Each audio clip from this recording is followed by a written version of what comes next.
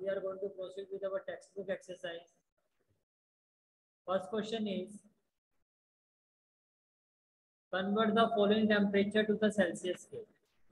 हमने already concept को study किया था. कंसेप्ट क्या था हमारा कि अगर सेल्सियस से हमें केल्विन में जाना है तो हम क्या करेंगे, +273, राइट. और केल्विन से अगर हमें सेल्सियस में आना है यानी कि पीछे आना है, वापिस आना है, बैकवर्ड आना है, तो क्या करोगे, -273. तो आपको के से सी पर जाना है, के से सी पर, तो क्या करोगे, -273 स्क्वायर हो गए. ठीक है. तो फर्स्ट पार्ट में क्या है आपका, 300 केल्विन. तो 300 से -273 किया, what you will have 27 degree Celsius. Is it clear. ठीक है. 573 केल्विन को सेल्सियस में चेंज करना, तो 573 -273 it will be equal to 300 degree Celsius. Is it clear. ठीक है.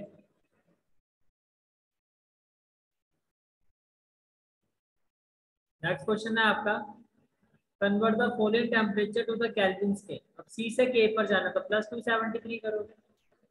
प्लस ये जो आपका क्वेश्चन नंबर 1 है, इसमें न्यू एडिशन में जो आपकी वैल्यूएशन है मैंने वो ली है. ठीक है. अब न्यू एडिशन में देखोगे तो 300 और 573 मिलेगा. अब आपको सेल्सियस को केल्विन में कन्वर्ट करना है, तो क्या करोगे, +273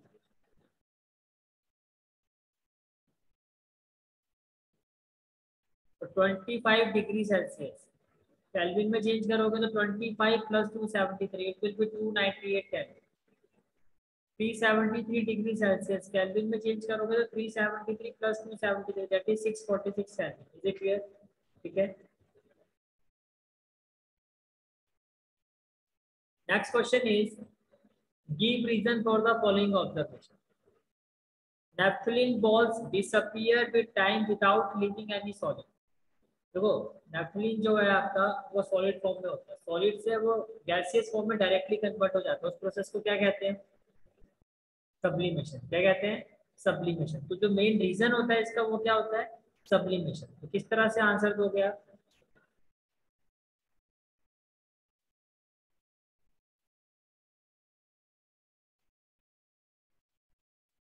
due to the property of sublimation naphthalene balls directly changes from solid to gaseous.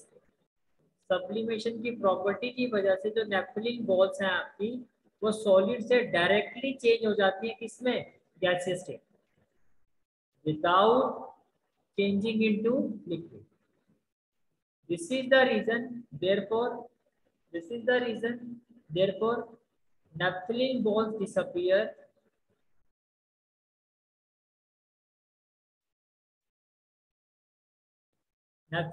disappear with time without leaving any soil. Is it clear?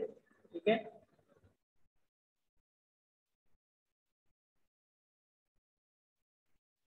Next question is, we can get the smell of perfume sitting several meters away. होता है ना ऐसा, दूर भी बैठे तो हमें perfume की फ्रेग्रेंस आ जाती है. इसका रीजन क्या होता है, इसका रीजन होता है आपका,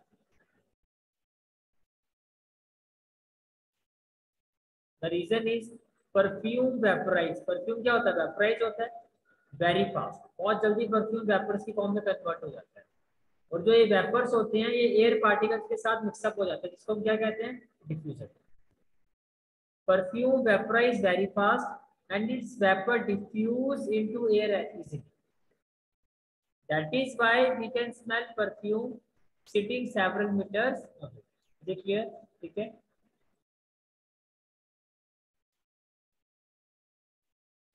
Next question is, arrange the following substances in increasing order of forces of attraction. सबसे ज्यादा forces of attraction किस स्टेट में होता है, सॉलिड, राइट. तो सॉलिड तो हो गया शुगर. सबसे कम किस स्टेट पर होता है, गैस, तो ऑक्सीजन. आपको इंक्रीजिंग ऑर्डर में लिखना है, तो सबसे पहले क्या आएगा, ऑक्सीजन. इंक्रीजिंग ऑर्डर का मतलब छोटे से बड़ा. तो ऑक्सीजन के बाद आएगा liquid state that is water. सबसे पहले आएगा ऑक्सीजन, फिर आएगा वाटर, और फिर लास्ट में क्या आएगा, सबसे ज्यादा फोर्स ऑफ अट्रैक्शन किसका होता है, शुगर का, that is solid state. Is it clear. तो किस तरह से आप प्रेजेंटेशन दोगे अपनी, फर्स्ट ऑफ ऑल ऑक्सीजन, फिर ऑक्सीजन से ज्यादा फोर्स ऑफ अट्रैक्शन किस में होता है? लिक्विड स्टेट में, दैट इज वाटर। वाटर से ज्यादा फोर्स ऑफ अट्रैक्शन किस में होता है? शुगर स्टेट में, that is solid state, that is sugar. ठीक है, नेक्स्ट क्वेश्चन आता है आपका, what is the physical state of water? Water की 25 डिग्री सेल्सियस में क्या फिजिकल स्टेट होती है? तो 25 डिग्री सेल्सियस में वाटर लिक्विड होता है, सॉलिड होता है या गैस होता है? तो 25 डिग्री सेल्सियस में वाटर जो होता है वो लिक्विड फॉर्म में होता है। किसमें होता है? लिक्विड फॉर्म में। ओके, उसके बाद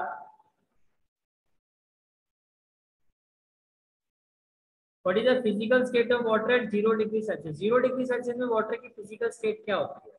तो 0 डिग्री सेल्सियस में आप इसको ऐसे लिखोगे, at 0 degree Celsius water exist as both. 0 degree Celsius में वाटर जो होता है सॉलिड फॉर्म में भी एग्जिस्ट करता है और लिक्विड फॉर्म में भी एग्जिस्ट करता है। Is it clear? ठीक है, then at 100 degree Celsius, 100 degree Celsius में वाटर की फिजिकल स्टेट कैसे होती है?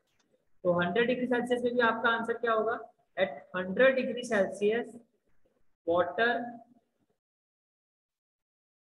Exist as both liquid and vapor state. Is it clear? Liquid and vapor state.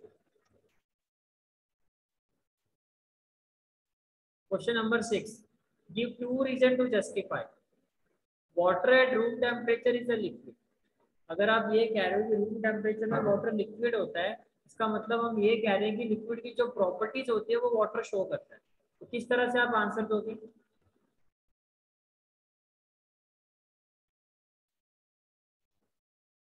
Water at room temperature is a liquid. हम ये कह रहे हैं कि रूम टेम्परेचर में वाटर क्या होता है? लिक्विड होता है। क्यों होता है? Because it has fluidity, definite volume, but no definite shape. अभी सारी प्रॉपर्टी किसकी है? लिक्विड की है ना। लिक्विड आपका क्या होता है? लिक्विड की फ्लूइडिटी होती है, लिक्विड का डेफिनेट वॉल्यूम होता है, बट कोई डेफिनेट शेप नहीं होती है। तो वाटर सारे कैरेक्टरिस्टिक्स रूम टेम्परेचर पर लिक्विड के शो करता है, that is why we say water at room temperature is a liquid. Okay, then an iron almirah is a solid at room temperature। अब अलमीरा भी सॉलिड होती है because it shows the characteristics of solid. तो किस तरह से आप आंसर दोगे? An iron almirah is a solid at room temperature because it is rigid। rigid का मतलब हार्ड होती है, and has a definite shape। और इसकी शेप कैसी होती है? डेफिनेट होती है। Okay, and this is a very important question। question number 7। why is ice at 273 Kelvin more effective in cooling than water at the same temperature? आपको कहा जा रहा है कि 273 केल्विन टेम्परेचर पर आइस जो होती है वो ज्यादा इफेक्टिव होती है कूलिंग में। क्यों ऐसा होता है? इसका रीजन होता है लेटेंट हीट ऑफ फ्यूजन। तो किस तरह से आंसर दोगे आप? वाइल मेल्टिंग, जब आइस लिक्विड फॉर्म में मेल्ट होती है, ice absorb latent heat of melting, यही हमने पढ़ा था ना। जैसे जो आइस है आपका वो किस फॉर्म में होती है? सॉलिड फॉर्म में होती है। जब आप आइस को हीट देते हैं हम, तो वो जो हीट होती है वो आइस सॉलिड फॉर्म, जो आइस के पार्टिकल्स के बीच में जो फोर्स ऑफ अट्रैक्शन होता है, ये उसको ब्रेक करने में यूज हो जाती है। राइट, यही कहा था ना हिडन हीट, इसको हम कहते हैं हिडन हीट। हिडन हीट का मतलब होता है फ्यूजन, हीट ऑफ फ्यूजन। क्या कहा आपने? आइस, आइस जो है वो हीट एब्जॉर्ब करता है। कौन सी? Latent heat of melting from the surrounding and get change into water.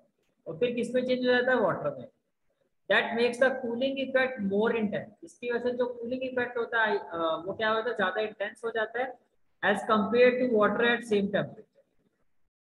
इसलिए आइस जो होती है वो क्या होती है? ज्यादा इफेक्टिव होती है। मेन रीजन क्या है? Due to the latent heat of melting. Is it clear? इसका लेटेंट हीट ऑफ फ्यूजन भी कहते हैं। ठीक है, next question is again very important question. Same इसी तरह का आंसर होगा। What produce more severe burns, boiling water और स्टीम? भाई बॉइलिंग वाटर ज्यादा सीवियर बर्न्स नहीं ज्यादा इफेक्टिव होगा या स्टीम? तो आपका आंसर क्या होगा यहाँ पर? Steam produces more severe burns than boiling. Boiling water, this is because steam has more energy, जिसमें ज्यादा एनर्जी होगी वो ज्यादा इफेक्टिव होगा। आइस और वाटर में किसके ज्यादा एनर्जी थी? आइस के पास। आइस ने एनर्जी को गेन किया था। और वाटर, बॉइलिंग वाटर और स्टीम में ज्यादा एनर्जी किसके पास होती है? स्टीम के पास। तो जिसके पास ज्यादा एनर्जी होगी वो ज्यादा इफेक्टिव होगा, ऐसे समझो। ठीक है। Then boiling water present in it in the form of latent heat of vaporization. Okay. Now the last question of this chapter, आपसे पूछा जा रहा है कि सॉलिड से अगर आप लिक्विड में जाते हो तो इस प्रोसेस को क्या कहा जाता है? सॉलिड से लिक्विड को क्या कहते हैं? सॉलिड से लिक्विड को कहते हैं मेल्टिंग। क्या कहते हैं? Melting, right. फिर आपसे पूछा जा रहा है कि अगर आप लिक्विड से गैस में जाते हो तो क्या कहते हैं? लिक्विड से गैस का मतलब वेपराइजेशन, राइट। तो आपका आंसर क्या होगा?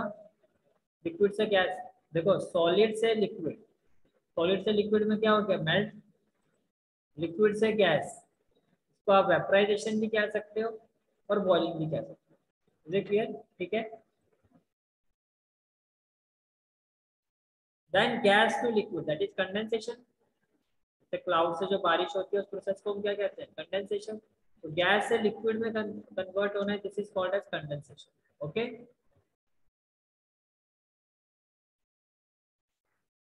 Then liquid to solid, liquid से सॉलिड में आना। अब लिक्विड स्टेट में हो, लिक्विड से सॉलिड में आना, क्या कहते हैं इसको? सॉलिडिफिकेशन। भाई पानी को बर्फ में चेंज कर देना, इसको क्या कहा जाता है? सॉलिडिफिकेशन। ठीक है। फिर सॉलिड से डायरेक्टली गैस में आना, क्या कहोगे? सब्लिमेशन। क्या कहते हैं इसको? सब्लिमेशन। और इसी तरह से गैस से डायरेक्टली सॉलिड में आना, इसको भी सब्लिमेशन कहते हैं। क्या कहते हैं? सब्लिमेशन। Is it clear?